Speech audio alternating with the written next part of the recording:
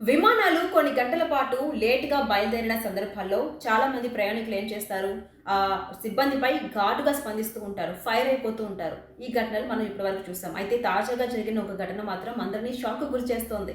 IndiGo airlines సంస్థ కూడా దాదాపు 4 గంటలు ఆలస్యంగా బయలుదేరింది. అయితే వినూత్నంగా ఆ ప్రయాణికులు మాత్రం ఆ సంస్థపై ప్రశంసలు కురిపిస్తూ నెట్టింట పెట్టిన పోస్టులు ఇప్పుడు వైరల్‌గా మారుతున్నాయి. ఇటీవల ఢిల్లీ నుంచి బాగ్దోరా వెళ్లాల్సిన ఇండిగో విమానం 4 గంటల లేట్‌గా స్టార్ట్ అయింది. ప్రయాణికులందరూ విమానంలోనే కూర్చుండిపోవాల్సిందే.